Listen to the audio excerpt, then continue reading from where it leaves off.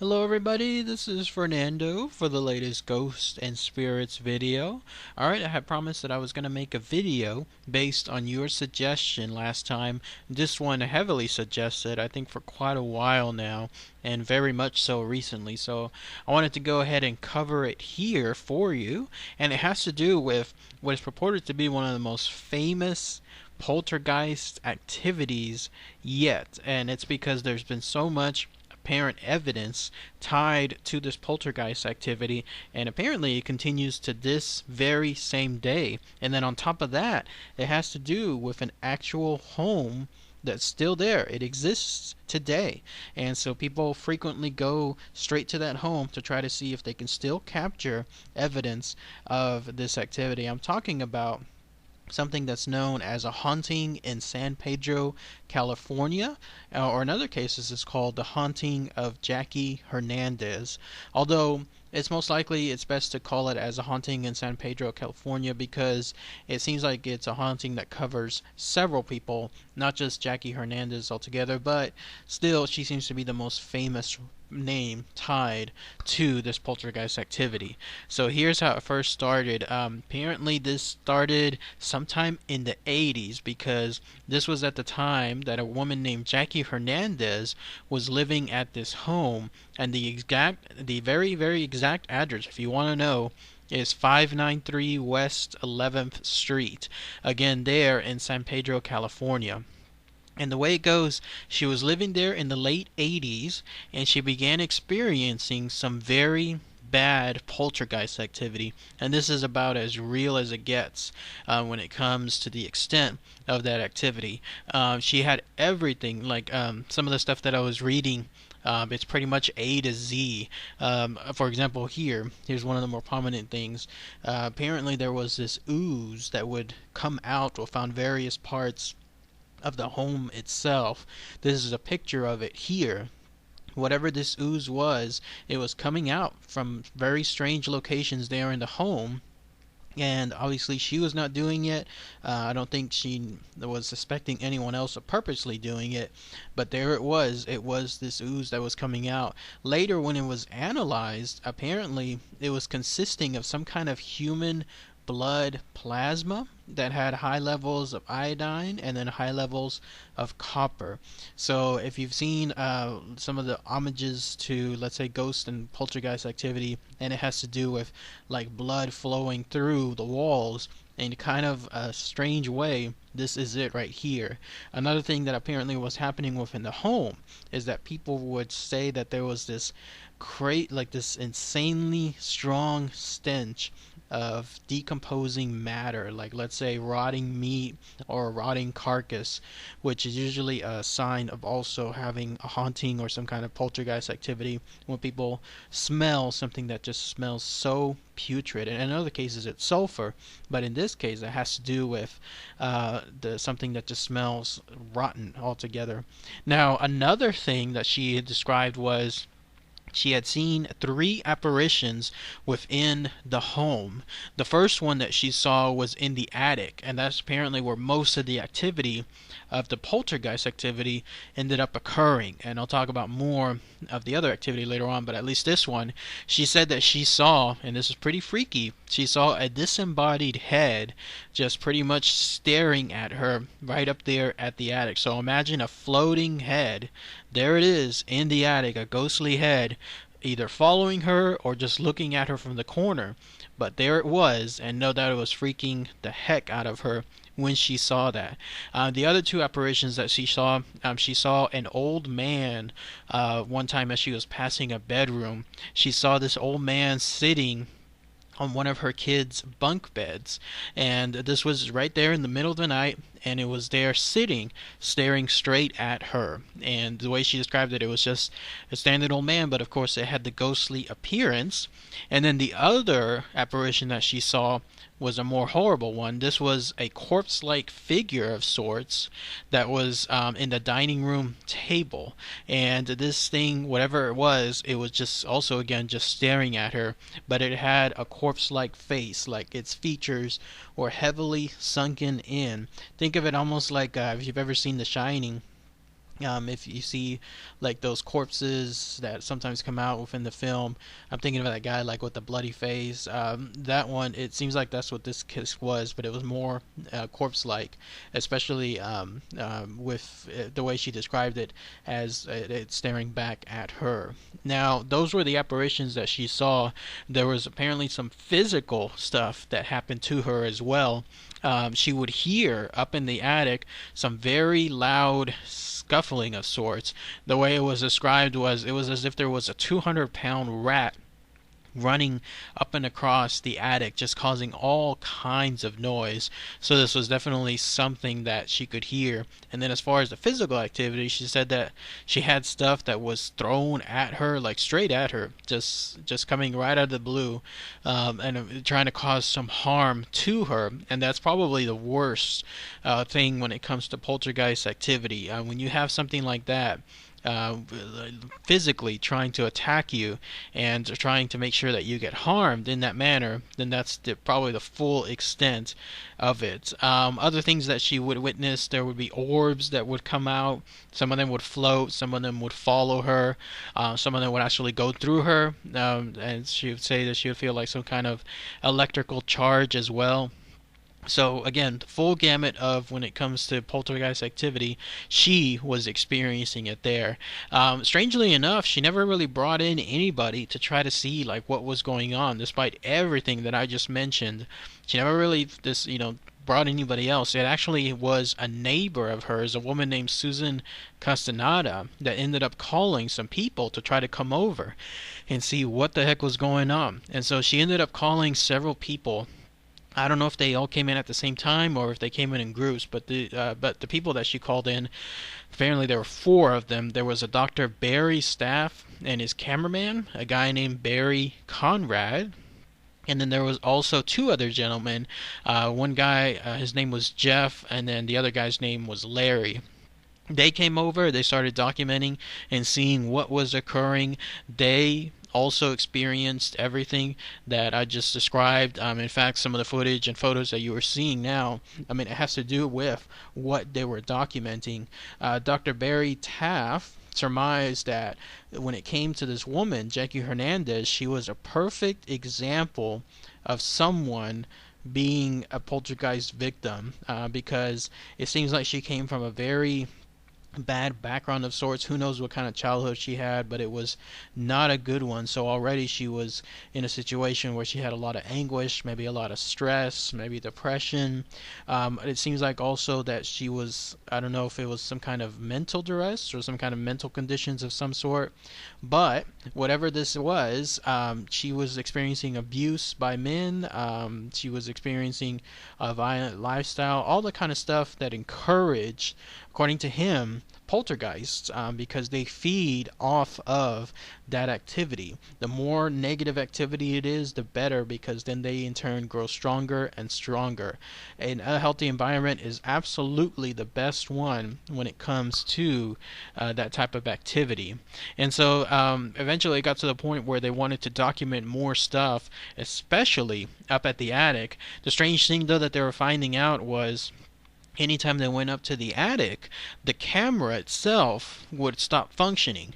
And then the minute they let's say, went out of the attic, then it would start working. So it was almost as if there was some invisible barrier of sorts that was making sure that they could not document actual film footage of the location. So I don't know if anyone has any more information, like if they actually did record film footage. That'd be interesting to hear.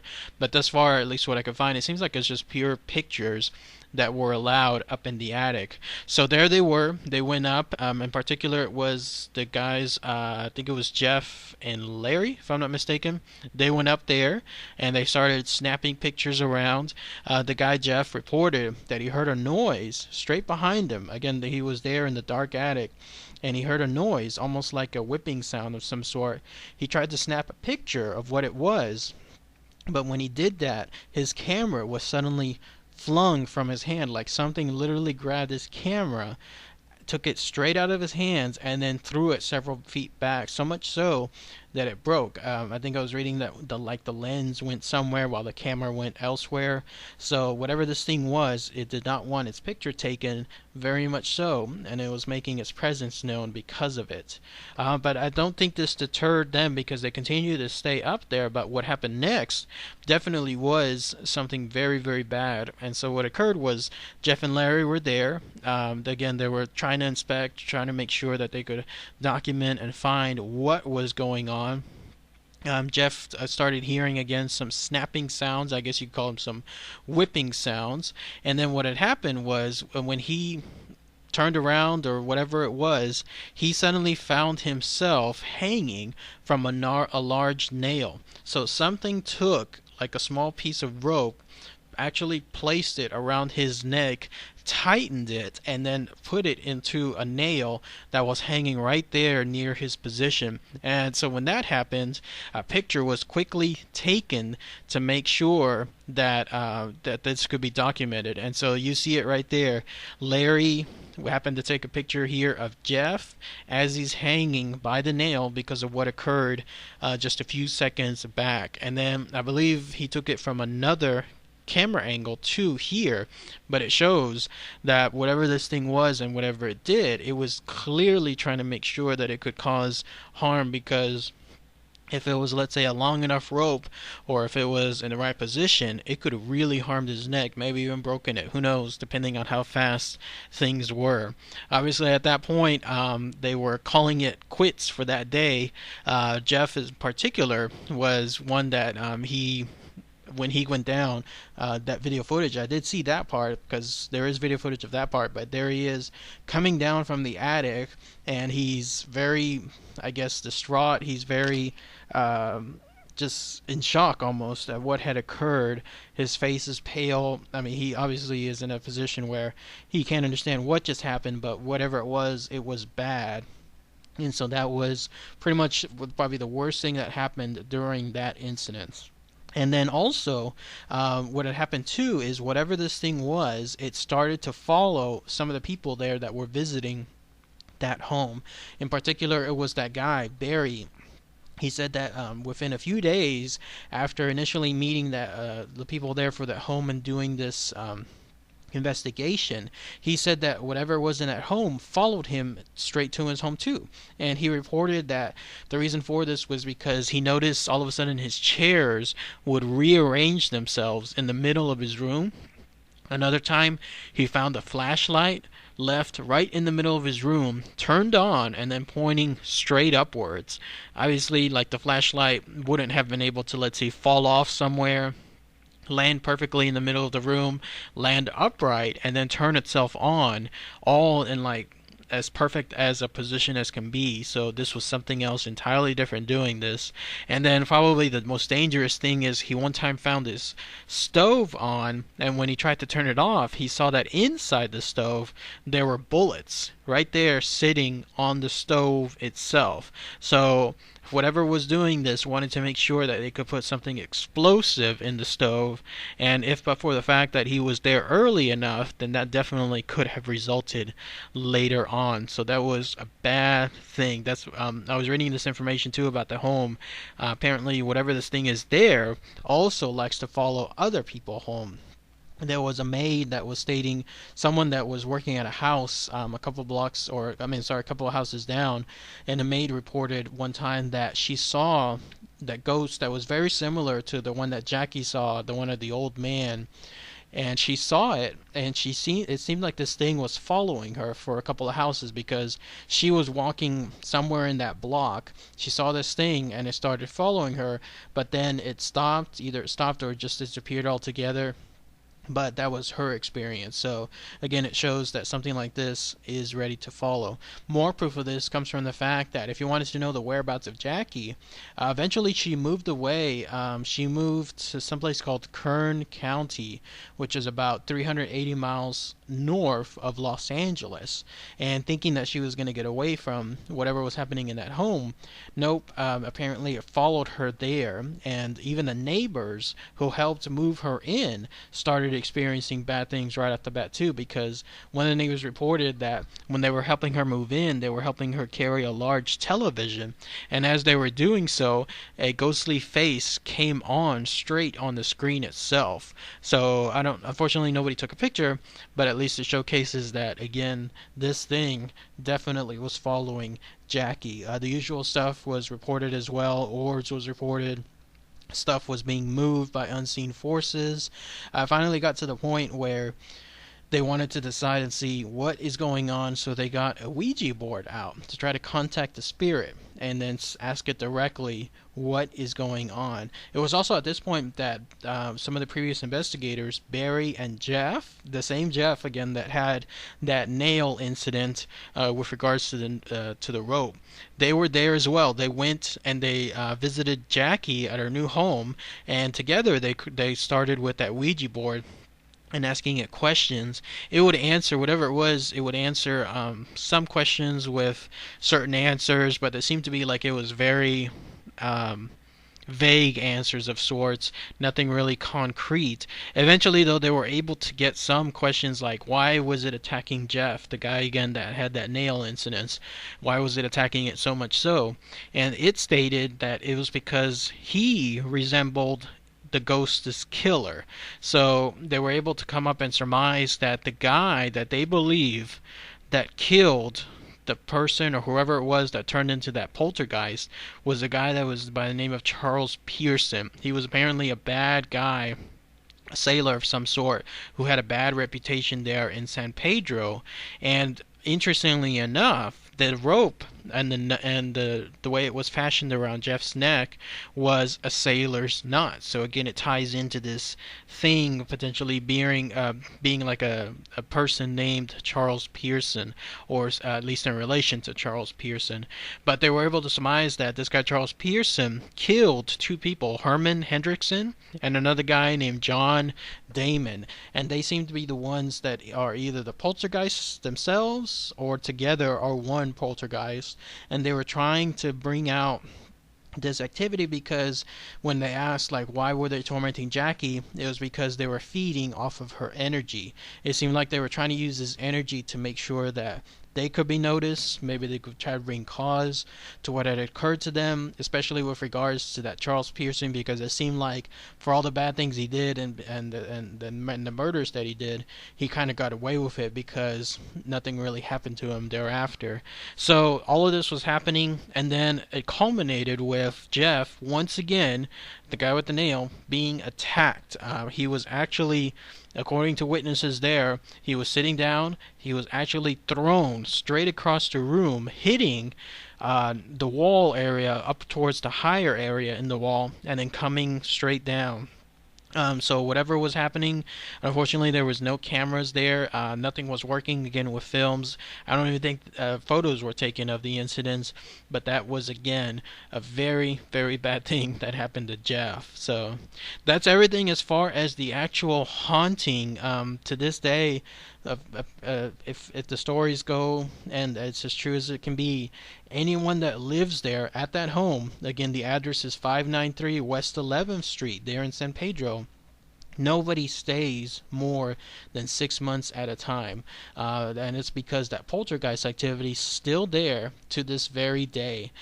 So if anyone is interested in going, or if anyone is interested in trying to visit, that's the address, although it's been advised to not do it because, again, anyone who goes there, they report that this thing, whatever it is, can follow them home. So that is not a good thing. You do not want that.